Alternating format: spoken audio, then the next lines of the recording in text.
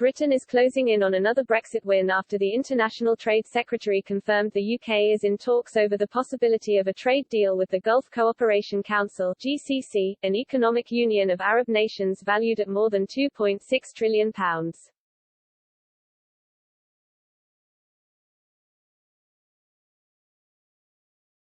And Julian Jessop, the former chief economist at the Institute of Economic Affairs, has hailed the news as proof that Britain is lining up new trade agreements much more quickly than predicted by Brexit naysayers. Britain has embarked on a 14-week consultation on a future deal with the GCC and is seeking the views of the public and business, with International Trade Secretary Anne-Marie Trevelyan hoping to begin talks on a deal in 2022.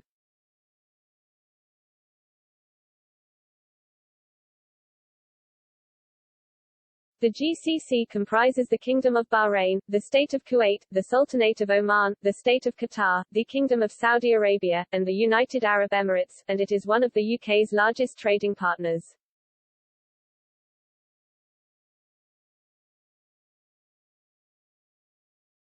Total bilateral trade was worth over £30 billion in 2020, and an accord with the six monarchies is seen as a key target for post-Brexit Britain, with the EU having failed to strike a similar agreement.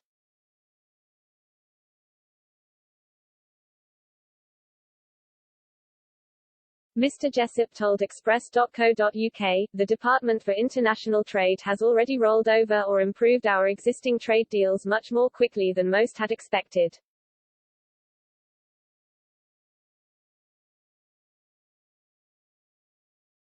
Now Brexit is opening new doors to faster-growing and more dynamic economies in the rest of the world, as the relative importance of the EU continues to decline.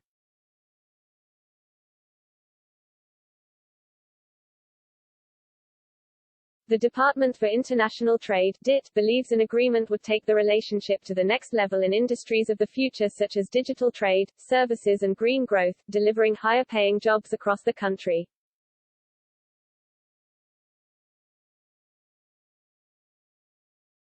Ms. Trevelyan said, "A trade agreement with the Gulf Cooperation Council is a huge opportunity to liberalize trade with a growing market for British business and deepen ties with a region that is vital to our strategic interests."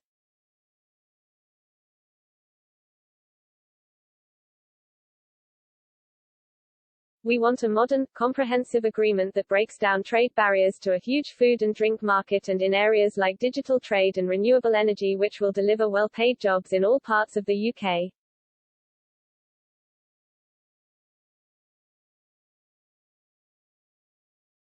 The International Trade Secretary, who succeeded Liz Truss in a recent cabinet reshuffle which saw the latter promoted to Foreign Secretary, is expected to hold a bilateral meeting in London with GCC Secretary-General Dr. Naif Falah M. Al-Hairaf and members of the Bahrain government, who currently hold the rotating presidency of the GCC.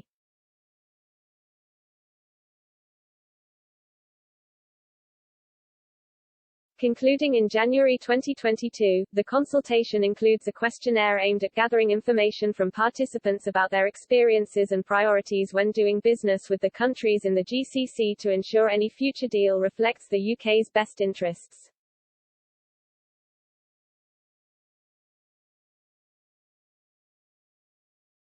Trade Minister Ranil Jayawardena said, "The nations forming the Gulf Cooperation Council are, together, one of our biggest trading and investment partners and are home to over 50 million people."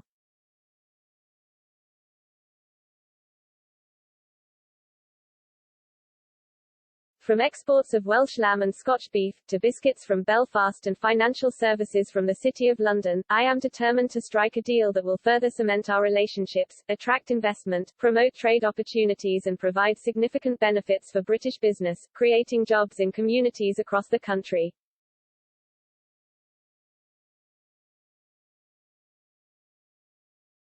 Paul Benton, Managing Director International of the Association of British Health Tech Industries said, "As the economies of the region have matured and diversified in recent years, we have seen a significant demand for proven UK health tech, and enhanced trade opportunities with the region will only boost this further."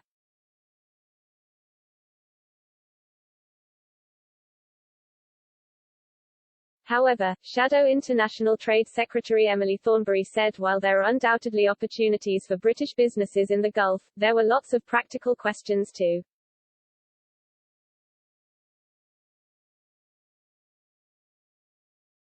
She said, "There are undoubted opportunities for British businesses in the Gulf, from green technology and the construction industry to educational exports and recreational services, but there are lots of practical questions too."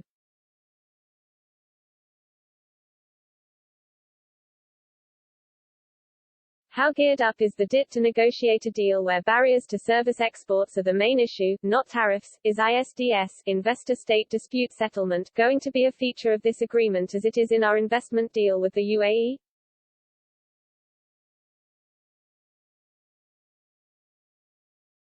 What commitments will the GCC be prepared to make on climate change? And on a basic level, how easy will it be to agree common rules with a set of countries whose own systems are still quite different?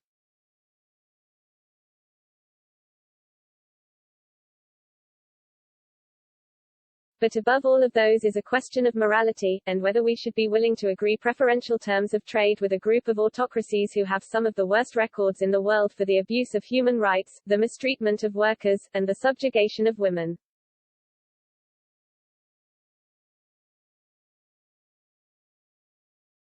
Since its inception in 1981, there have been few instances where the GCC has been able to conclude free trade agreements.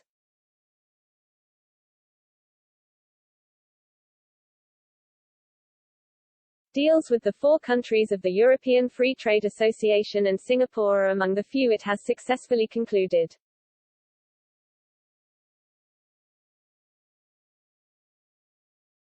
Others have failed due to political reasons. In 1990, free trade talks between the GCC and the EU were launched but subsequently failed due to Europe's insistence on including human rights clauses. The talks ended in 2008 without a deal.